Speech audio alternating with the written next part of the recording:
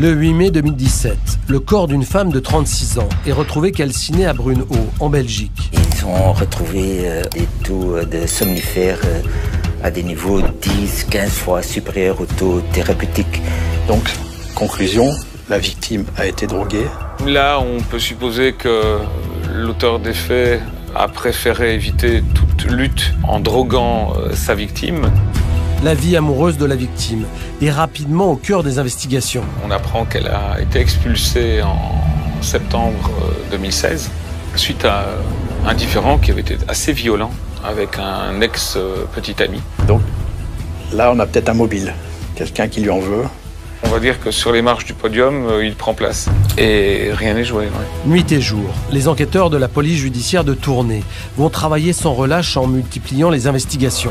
Est-ce que c'est une joggeuse qui a malheureusement fait une mauvaise rencontre? Est-ce qu'on a un serial killer qui rôde dans les environs? Il faut donner beaucoup de temps et d'énergie, il faut y croire et il ne faut rien lâcher. Pour élucider le meurtre de Taï Cruz, les policiers belges vont se lancer dans une véritable course contre la montre.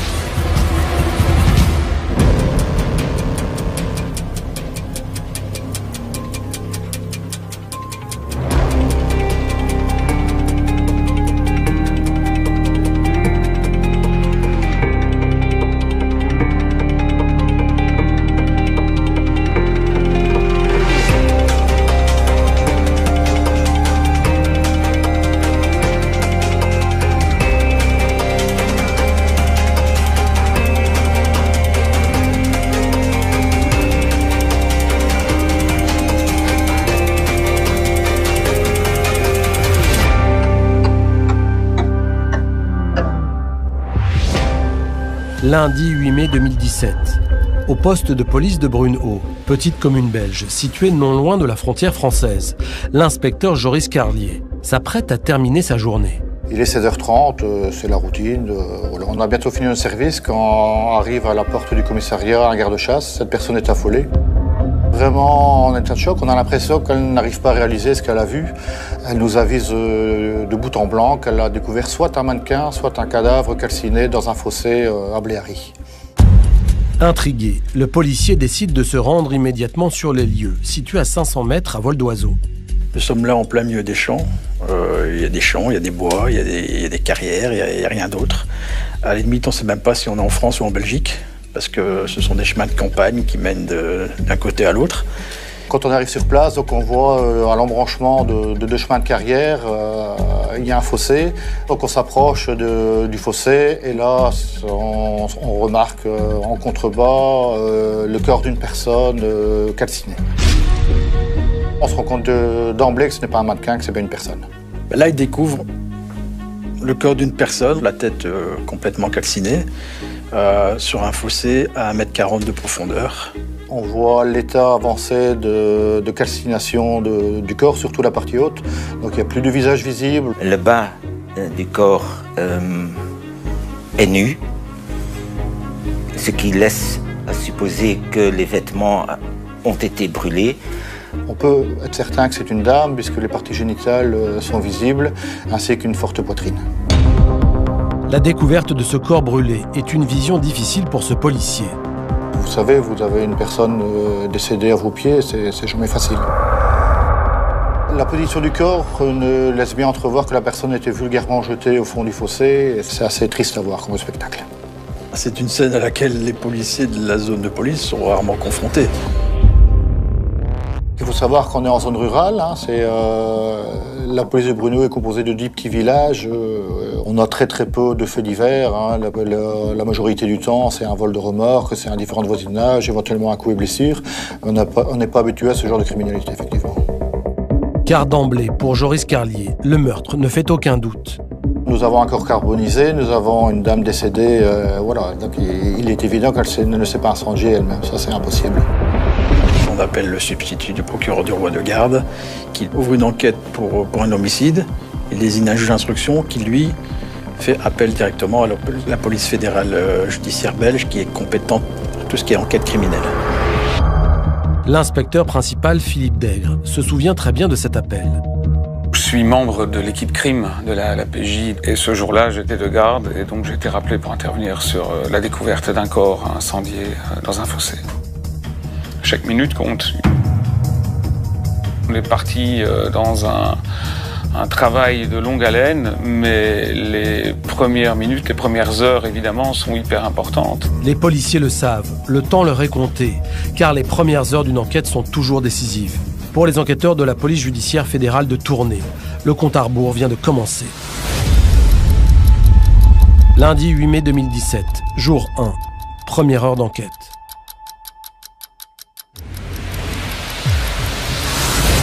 « 17h. L'inspecteur Philippe Dègre prend immédiatement la route en direction de la scène de crime, située à quelques kilomètres des locaux de la PJ. De suite, je quitte le bureau et là, sur place, on découvre une atmosphère particulière parce qu'on devine que l'incendie n'est pas ancien. Il date pour moi de quelques heures. L'auteur n'est peut-être pas loin. La course pour remonter jusque le ou les auteurs a commencé et qu'il ne faut pas traîner. Avec l'aide du médecin légiste, les policiers commencent par inspecter le corps. Tout est quasi consumé. Le visage est donc aussi complètement calciné. Il est complètement impossible d'identifier la victime. L'épiderme est complètement dégradé, impossible de prendre des empreintes digitales. Aucun indice ne permet d'en savoir plus, ni sur l'identité de la victime, ni sur les circonstances de son décès. Rien, même au niveau du sol, il n'y a pas de traces, notamment laissées par des pneus. Ça aurait été trop beau de pouvoir dire, tiens, voilà, il y a un véhicule qui est venu ici. On a des très belles marques de pneus, par exemple, des empreintes laissées, de pas aussi éventuellement, mais malheureusement, tout ça, on n'a pas. En parallèle, une enquête de voisinage est effectuée. Alors le problème, c'est que le lieu de découverte du corps, en fait, est très isolé. Donc les premières habitations, elles sont assez loin et disséminées. Personne n'a vu quoi que ce soit. Aucun témoignage par rapport à l'incendie, au fait que quelqu'un soit venu incendier un corps et s'en débarrasser dans ce fossé. On doit étendre nos recherches sur les premiers axes routiers une fois qu'on quitte ces champs. Et là, il y a un axe qui relie la France à la Belgique. L'avantage dans cette zone frontalière, c'est qu'il y a énormément de commerces, notamment des stations essence où les Français viennent acheter leurs cigarettes, viennent faire le plein parce que c'est un peu moins cher. Et ces stations-service sont équipées de caméras. Donc des collègues vont aller recueillir les images qui nous permettent en tout cas de pouvoir figer, en tout cas dans les heures qui précèdent les mouvements. Mais on n'a encore aucune piste, on ne sait pas qui on cherche, qu'est-ce qu'on cherche, quelle voiture on cherche. On les prélève quand même. Une chose est sûre pour ces policiers, l'enquête s'annonce compliquée et chaque heure va compter. Jour 1, 5e heure d'enquête. 21h à la police judiciaire de Tournai. De retour dans leurs locaux, les enquêteurs font un premier point sur leurs investigations. Si on fait le bilan dans les premières heures de l'enquête, on n'a rien pour démarrer. On n'a aucune piste pour démarrer. On n'a pas de témoin direct des faits, on ne connaît pas l'identité de la victime. Voilà, est-ce que c'est une joggeuse qui a malheureusement fait une mauvaise rencontre? Est-ce qu'on a un serial killer qui rôde dans les environs? Donc effectivement, l'enquête démarre à zéro. Devant cette scène de crime des plus violentes, les enquêteurs ont la conviction d'être face à un meurtrier méticuleux, bien décidé à ne laisser aucune chance à sa victime. On devine que pour venir incendier un corps dans un tel lieu, il y a beaucoup de préparatifs. On va dans un endroit isolé. On a au minimum préparé un bidon d'essence et de quoi aussi allumer. Et à ce moment-là, rien que cet élément-là nous amène déjà sur l'infraction d'assassinat et plus de meurtre. En plus de la préméditation, les enquêteurs se disent qu'en brûlant le corps, l'auteur il a voulu d'une part que sa victime ne soit pas reconnaissable et d'autre part, il a fait disparaître tous les indices. Ça dit quelque chose de sa détermination à complexifier la tâche des enquêteurs. Je peux dire que chaque fois qu'on se retrouve dans des circonstances extrêmes, on est motivé d'autant plus qu'on doit éviter que de telles personnes soient encore en liberté et ne puissent encore commettre de telles atrocités. Pour les enquêteurs tournaisiens, une seule priorité pour l'instant, découvrir qui est la victime pour remonter le plus rapidement possible jusqu'à son tueur. Mardi 9 mai 2017, jour 2, 16e heure d'enquête.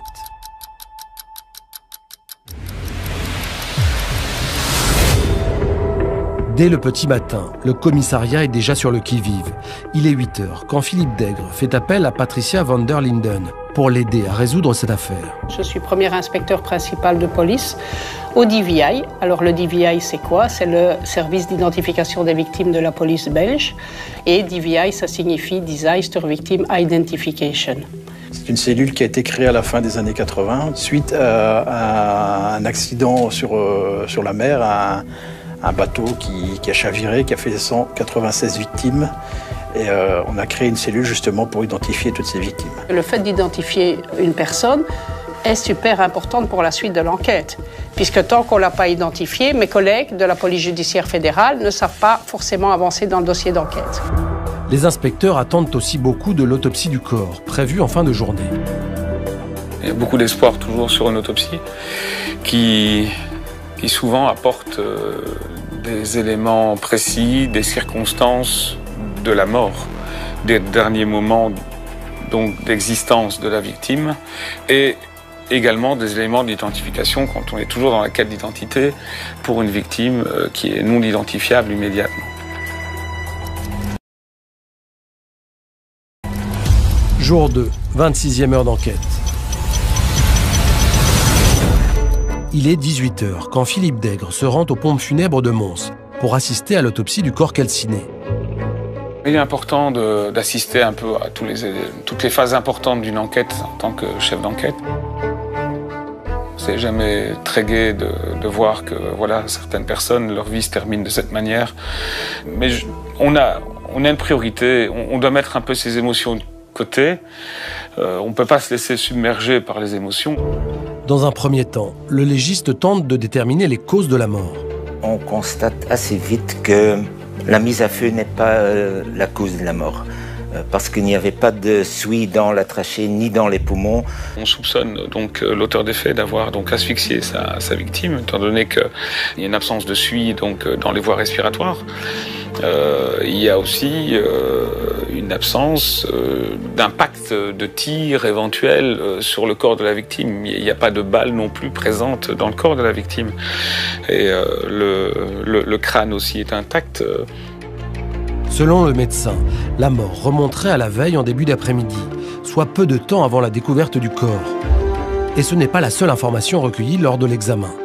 Ils ont retrouvé aussi bien dans le sang que dans l'estomac des taux de somnifères à des niveaux 10-15 fois supérieurs au taux thérapeutique. Là, on peut supposer que l'auteur des faits a préféré éviter toute lutte en droguant sa victime. Ça évitera une dispute, des coups, des blessures éventuelles. C'est aussi un beau signe de préméditation. Le fait que la victime ait été droguée permet aux policiers de conclure que la victime connaissait son agresseur. Parce qu'un rôdeur ne va pas prendre le temps de droguer la victime. Alors que l'autopsie se poursuit, le médecin légiste fait une macabre découverte. Au niveau de l'utérus, on a pu en extraire un bébé. Un bébé de quelques mois, un bébé de 4 mois, minimum 4 mois, parfaitement formé, un petit garçon. Quand le médecin légiste découvre ça et toutes les personnes autour, tout le monde est écœuré, c'est horrible. Mais le fœtus lui-même était encore plus ou moins intact, il n'avait pas été atteint par le feu. On ne peut pas être insensible quand on est papa en plus, mais encore une fois, en tant que professionnel, on ne peut pas se laisser submerger par l'émotion. C'était donc pas une victime, mais 2 victimes qu'on avait. D'un point de vue légal, strictement parlant, on ne peut pas parler de 2 victimes parce que le fœtus n'est pas encore né. Bon. Mais humainement, je pense qu'il faut vraiment dire que oui, en effet, il s'agit de 2 meurtres. Ouais. Reste maintenant au médecin à tenter de trouver des éléments pour identifier ce corps calciné. Et dans ce cas-ci, le médecin légiste en fait découvre des implants mammaires. Un implant mammaire a un numéro de série. Donc la police découvre miraculeusement ce numéro de série. Ce numéro de série, propre au porteur de ces prothèses, est capital. C'est une chance énorme pour nous parce qu'on avait vraiment très peu d'éléments. C'est l'élément qui nous manquait pour arriver à identifier formellement la victime. Qui dit prothèse mammaire dit numéro d'identification, dit société productrice et ensuite médecin qui aura placé donc cette prothèse sur une patiente. Et à ce moment-là, toute cette chaîne doit être remontée et grâce à ça, on aura une identité. Les prothèses mammaires sont confiées aux enquêteurs de la cellule DVI. Il y a urgence à identifier la victime afin de neutraliser le plus vite possible son meurtrier, qui court toujours.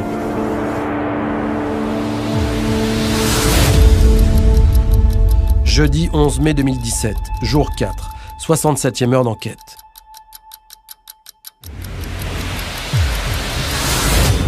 « 11 heures. Pendant 2 jours, les enquêteurs de la cellule DVI ont mené sans relâche des investigations pour tenter d'identifier à qui appartiennent les prothèses mammaires. Nous avons retrouvé le distributeur Europe qui nous a informé que la société mère se trouvait au Brésil. La société mère nous a fait parvenir un document provenant d'un établissement hospitalier au Brésil sur lequel on avait l'identité de notre victime. Le corps retrouvé dans le fossé a désormais un nom. Il s'agit de Tayrin Cruz, c'est une jeune brésilienne âgée de 36 ans. Tayrin Cruz, surnommée Tay, est arrivée en Belgique 10 ans plus tôt. On a un souci parce qu'elle est en séjour illégal chez nous. C'est quelqu'un qui en fait avait déjà séjourné chez nous mais avait été expulsé donc l'année précédente, en 2016, en septembre. Elle était revenue donc en fin d'année finalement à Bruxelles et on a surtout un lien qui se fait à partir de son identité avec une disparition qui a été signalée en région bruxelloise, donc auprès de la police de Uccle, où visiblement elle résidait. Pour les enquêteurs, il n'y a pas une minute à perdre. Ils se rendent sur le champ, à Uccle, avec l'espoir de récolter des informations sur leur victime. Jour 4, 70e heure d'enquête. Arrivés dans les locaux de leurs homologues, les policiers apprennent que la famille de la jeune femme a signalé sa disparition 24 heures plus tôt.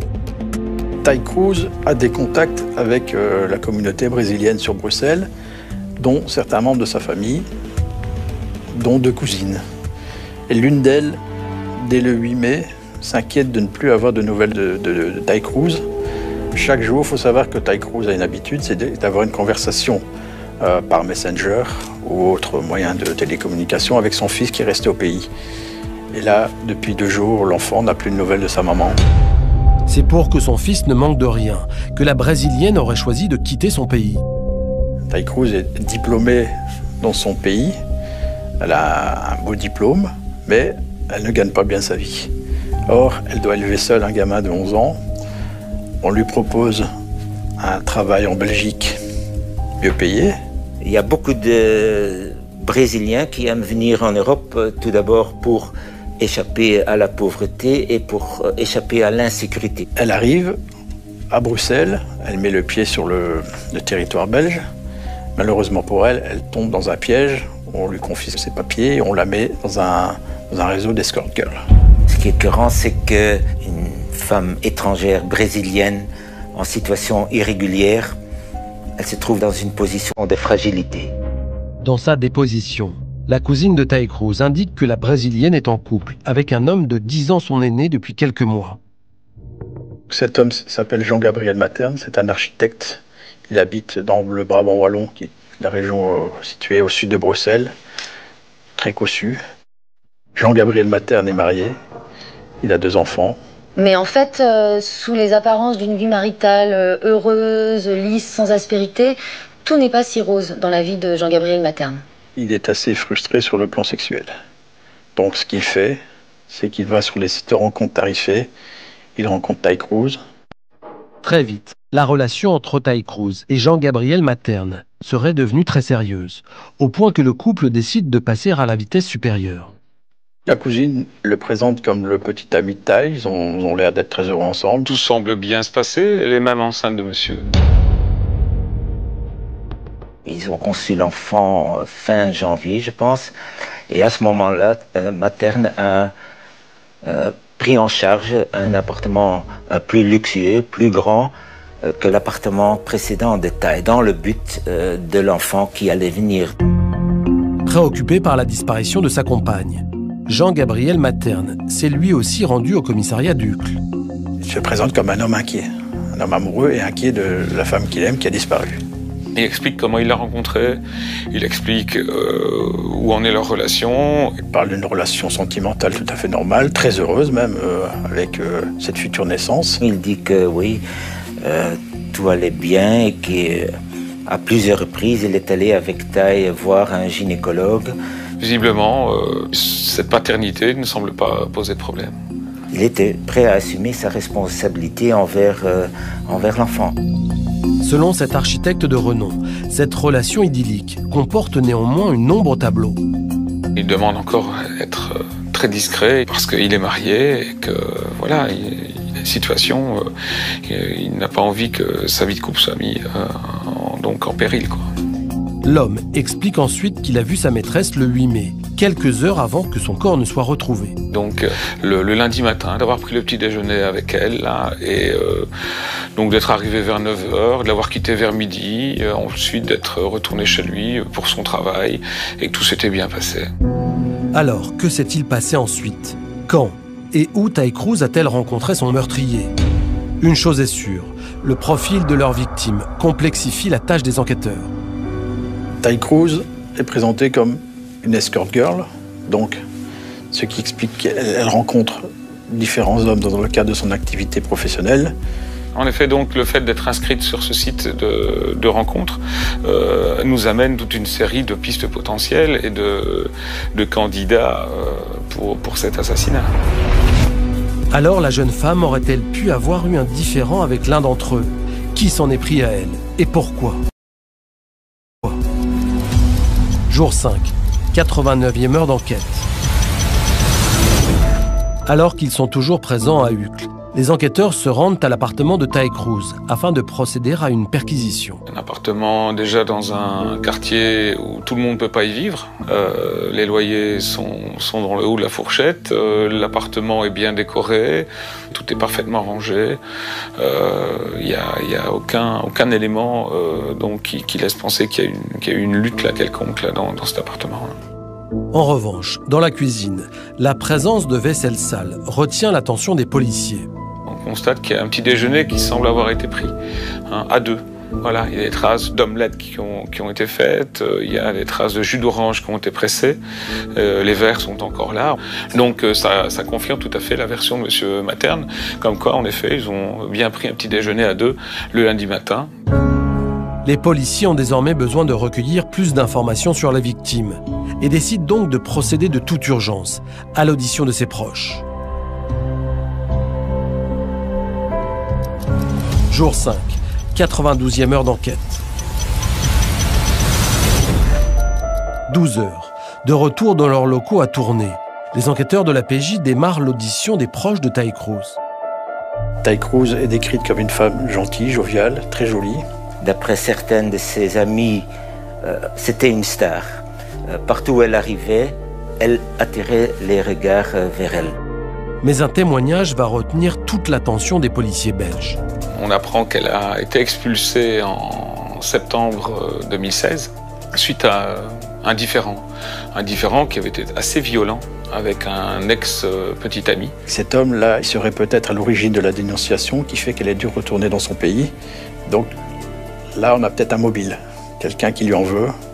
Elle est revenue en Belgique, ça ne lui plaît pas, là on a peut-être un mobile. Cet ex-petit ami, on va s'y intéresser évidemment, et en priorité étant donné qu'il y avait eu déjà des incidents et de la violence entre eux. Oui. Là, les enquêteurs se disent qu'ils tiennent peut-être quelque chose, ils ont enfin quelqu'un qui clairement en voulait à la victime, donc ça peut être une bonne piste. L'ex-petit ami de la victime est rapidement retrouvé.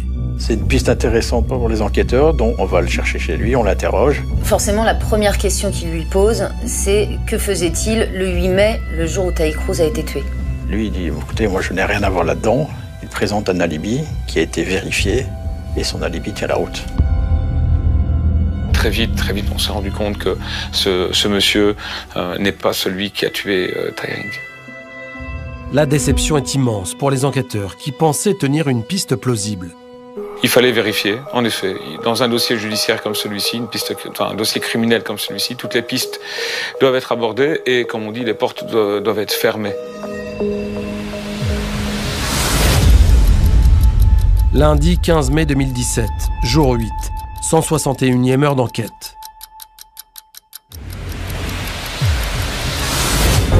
Une semaine après la découverte du corps de Ty Cruz, les enquêteurs sont dans l'impasse. Les investigations menées n'ont pour l'instant révélé aucune piste. Mais alors que les auditions des proches de la victime se poursuivent, l'enquête est sur le point de s'accélérer grâce au témoignage d'une cousine de la jeune femme. Cette cousine avait un regard qui nous a intéressés, étant donné qu'on nous le dépeignait sous tout à fait un autre aspect, Jean-Gabriel Materne. Elle a un mauvais feeling, visiblement. Elle le décrit comme quelqu'un de froid. C'est quelqu'un qui ne lui inspire pas confiance. Et surtout, suite à la disparition de sa compagne, Jean-Gabriel Materne aurait eu une attitude des plus troublantes. Au moment où ils vont aller faire un tour dans l'appartement pour vérifier s'il y a des choses anormales dans cet appartement, il était visiblement, lui, pas inquiet du tout de cette absence. Ce n'est pas normal de ne pas être inquiet. Il devrait être le plus inquiet. Face à l'inquiétude des proches, son amant tente de justifier son absence. Il essaie de noyer ça dans un éventuel départ pour les petites vacances. Voilà, elle est fatiguée, elle est peut-être partie en vacances. Pour les policiers, ça semble quand même un peu suspect. La cousine de la Brésilienne révèle également qu'il existait des tensions au sein du couple formé entre la future maman et son amant.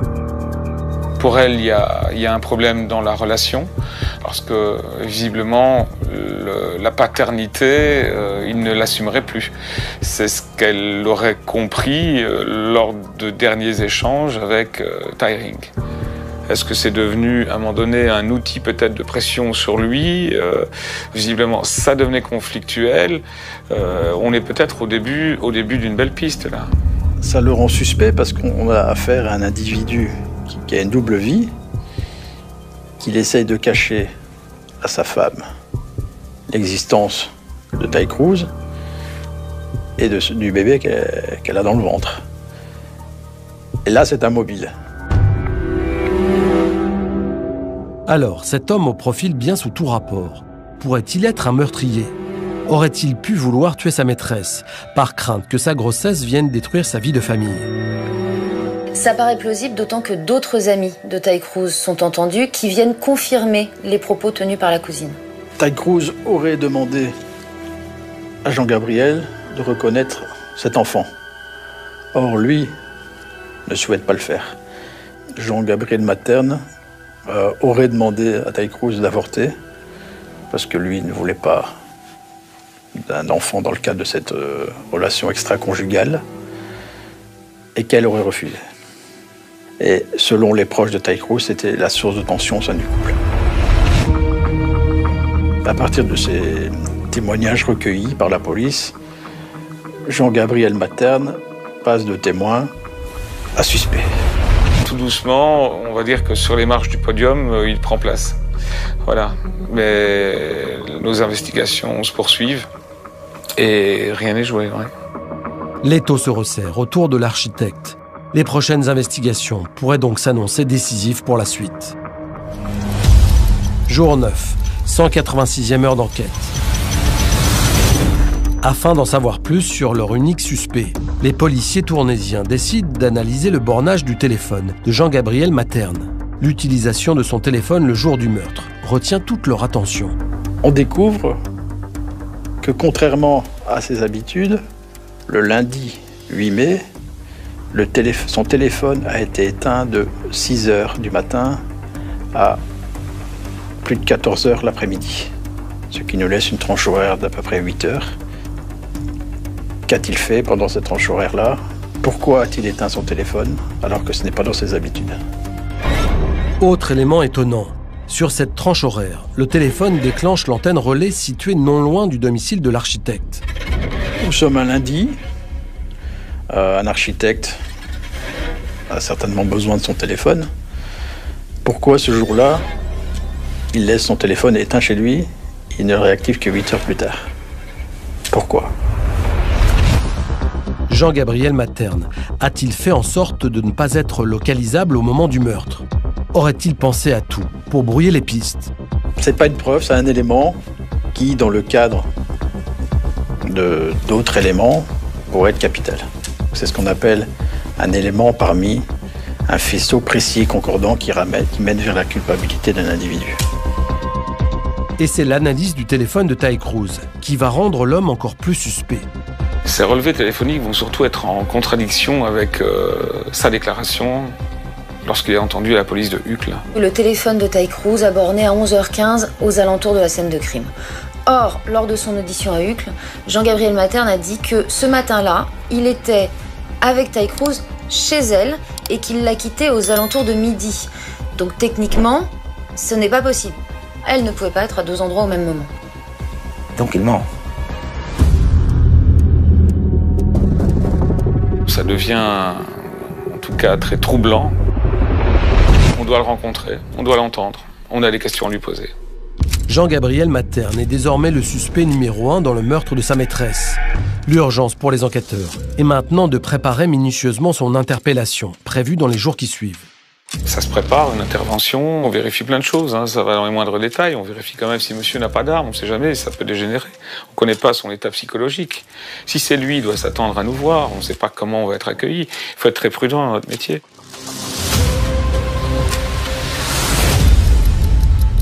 Lundi 22 mai 2017, jour 15, 326e heure d'enquête.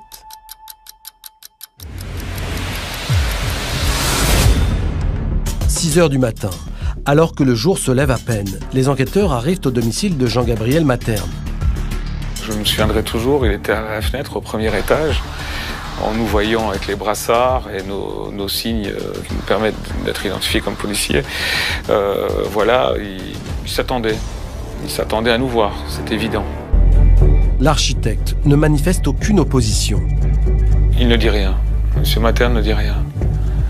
Il est très froid, très calme, mais il est respectueux. Il se laisse embarquer par les policiers alors que sa femme est en panique totale, se demandant ce qui se passe. Sa femme est très choquée de la situation. Il faut la calmer, il faut la rassurer, mais c'est pas évident. On parle d'un assassinat. Elle se pose 1000 questions. Elle se demande ce qui lui arrive. Elle n'a jamais eu affaire à la police. Et elle voit donc des enquêteurs emmener son mari. Placé en garde à vue, le suspect est conduit dans les locaux de la PJF à Mons. D'ailleurs, je ne vais pas observer chez lui beaucoup d'émotions. Et cette absence d'émotion nous conforte dans l'idée qu'on est allé frapper à la bonne porte. Arrivé dans les bureaux, l'inspecteur Philippe Dègre auditionne son suspect. On a toujours une phrase, c'est « Est-ce que d'initiative, vous avez quelque chose à nous dire ?» Il conteste tout. Et il nie complètement les faits qui lui sont reprochés. Il est complètement hermétique à toute tentative là, de collaboration. En tout cas, pour lui, il n'a rien à voir, strictement rien à voir avec le décès de Tyring. Ce que Jean-Gabriel Materne ne sait pas, c'est que de nombreux éléments récoltés lors des investigations mettent à mal sa version des faits. Ses réponses n'en sont pas. Il tente de justifier ses déplacements à Uccle. Et donc, il n'y a rien en tout cas qui nous rassure. Ces réponses qui viennent encore jeter plus de flou et de zones d'ombre. Mais l'architecte tient bon. Il le jure, il n'a rien à voir avec le meurtre. Les enquêteurs décident donc de mettre fin à son audition et de le présenter à la juge d'instruction. Jour 15, 336e heure d'enquête. Alors qu'il est sur le point de quitter la PJF pour être déféré devant la juge d'instruction, l'amant de Ty Cruz change brusquement d'attitude. Monsieur Jean-Gabriel Materne m'a à un moment donné posé une question. Il était occupé de manger un sandwich avant qu'il ne soit présenté chez la juge d'instruction. Il m'a posé une question. Il m'a dit « Tiens, comment ça va se passer chez madame la juge ?» Et là, je dis « Écoutez, en fait, je pense que ça va mal se passer. Parce que se présenter avec de telles zones d'ombre Dans un dossier pareil, on parle d'un assassinat. S'ensuit un long silence et tout d'un coup, il va me regarder. Et là, il va me dire, de toute façon, j'avais pas le choix. Et là va commencer un récit de la journée du 8 mai. Et tout en expliquant évidemment comment et pourquoi il en est arrivé à tuer Taïring dans de telles circonstances. Il dit déjà qu'il avait pris la décision du meurtre 15 jours avant. Il avait commandé des somnifères auprès de son médecin traitant, donc il était déjà bien préparé. Il explique que le 8 mai, il a éteint son téléphone, il a embarqué un câble électrique, il a embarqué des somnifères, il a embarqué un bidon d'essence et il s'est rendu chez Ty Cruz. Il se rend à l'appartement, jus d'orange, omelette, petit déjeuner, tout va bien. Et il profite évidemment, comme il est à la manœuvre pour le jus de fruits, de mettre les somnifères qu'il faut en dose importante. En droguant sa maîtresse, l'homme sait parfaitement ce qu'il fait. Il craignait un combat difficile, autrement dit des traces, des coups. Et à ce moment-là, lui, s'il a des traces de coups aussi, ça n'allait pas l'aider dès le moment où il prétendait ne rien avoir avec sa disparition et sa mort. C'était déjà donc bien vu d'éviter tout contact avec la victime, tout contact violent. Il l'invite ensuite à faire une balade dans les bois. Et là, il s'enfonce dans les villages et il va s'arrêter sur une petite place. Prétendre qu'il a quelque chose à prendre donc, sur la banquette arrière. Il va s'asseoir derrière, à l'arrière de la voiture, derrière la passagère, et il prend un fil électrique qu'il avait mis dans sa poche gauche. Il prend le fil électrique et il l'étrangle. Donc là, elle est déjà morte, étranglée. Il poursuit sa route et il part à travers champs. Il pense trouver l'endroit idéal, parfait, où il va se débarrasser du corps, sur lequel il déversera son jerrycan d'essence, le contenu de son jerrycan d'essence. Il la jette dans le fossé, il prend des allumettes, il jette les allumettes dans le fossé et il s'en va.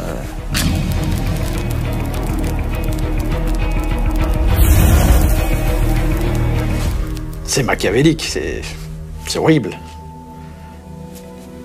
Envers la personne qu'il aime, qu'il dit aimer, qui est enceinte de son fils, c'est horrible.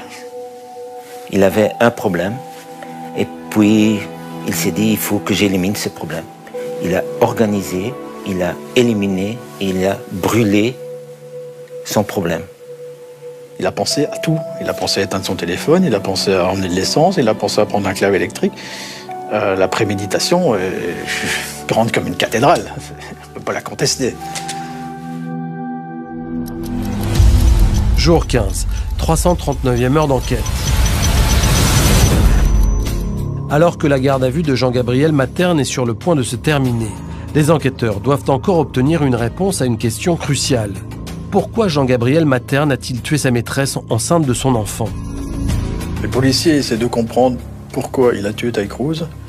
La raison qu'il donne, c'est la jalousie.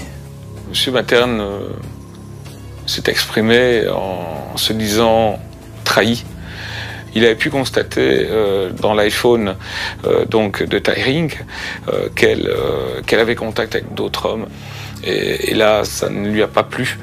Il nous disait avoir cru en un amour sincère et unique. Et ce sentiment de trahison lui va très loin. Il s'estime pigeon. Au terme de plusieurs heures d'audition, l'architecte finit par concéder qu'il n'a pas tué sa maîtresse par jalousie. Il ne voulait plus reconnaître l'enfant, donc il ne voulait plus assumer la paternité. Il a eu peur de tout perdre. Il s'est mis lui-même dans le pétrin. Et il n'a pas du tout assumé. Tant qu'il pouvait sortir avec elle et jouer le grand jeu dans les restaurants, dans les bars huppés de la capitale de Bruxelles, tout allait bien. Mais le moment où il devait prendre sa responsabilité, il s'est dit, à mon avis, non, il faut se débarrasser de ça, non. C'était une forme de pression que lui ne supportait plus. Voilà pourquoi comment il justifie le fait d'avoir donné la mort à Tai Rink. Il craignait qu'elle allait détruire sa vie pour construire, elle, la sienne. À la fin de sa garde à vue, Jean-Gabriel Materne est présenté à la juge d'instruction. L'architecte est mis en examen pour assassinat et incarcéré à la prison de Nivelles.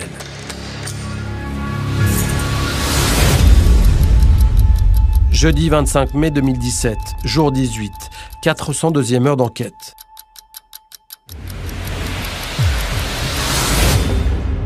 Malgré les aveux de Jean-Gabriel Materne, les investigations sont encore loin d'être terminées. Le travail se poursuit, malgré les aveux ça se rétracte. Et là, on poursuit nos investigations, il nous faut du factuel, il nous faut encore du concret. Pour obtenir la preuve irréfutable, Philippe Dègre mise tout sur les caméras de vidéosurveillance situées à proximité de la scène de crime. Je me rends dans une maison de jeu qui était sur un axe là qui relie la France à la Belgique. Et là, je me rends... Ça sont les moments d'adrénaline en tant que policier enquêteur. Là, vous vous rendez compte qu'au loin, je devine le massif d'arbres au pied duquel le corps était incendié. Et je vois bien que cette caméra est positionnée de manière assez haute et pour moi, elle offre une vue vers la scène de crime. Je me précipite bien sûr à la maison de jeu pour dire, écoutez, il me faut absolument les images de la caméra qui seront à l'arrière là. L'inspecteur visionne immédiatement les images. En visualisant les images, j'ai exactement à partir de 12h, donc 52, un panache de fumée qui apparaît. Grâce à ce panache de fumée, c'est évident, c'est bien le moment clé où on incendie le corps. Et là, en examinant les caméras sur un commerce frontalier, qu'est-ce qu'on voit à 2 reprises? La voiture de Jean-Gabriel Materne. La première fois, il semble être accompagné d'une personne assise sur le siège passager. La deuxième fois, c'est pas le cas. Et ça, c'est un élément en plus capital. Ces vidéos sont le dernier élément de preuve irréfutable que Jean-Gabriel Materne est effectivement le meurtrier de Taille Cruz. Il était sur la scène de crime à ce moment-là. 18 jours auront été nécessaires aux policiers belges pour résoudre cette affaire. Le destin tragique de la jeune brésilienne a particulièrement marqué tous les acteurs de ce dossier criminel. Elle arrive en Belgique en espérant gagner mieux sa vie. Elle rencontre un homme qu'elle aime. C'est une belle histoire. Et puis elle finit par être brûlée dans un fossé en rase campagne. J'ai une carrière de plus de 30 ans d'avocature et c'est la seule affaire qui m'est restée, justement à cause de cette inhumanité dont a fait preuve Materne. Jusqu'où l'être humain peut aller dans ces moments-là. Et je reviens sur les propos de la femme de M. Materne. Pourquoi tu ne me l'as pas dit? Parce que dans cette phrase, tout est dit, tout est résumé. On aurait évité 2 morts et une vie familiale détruite.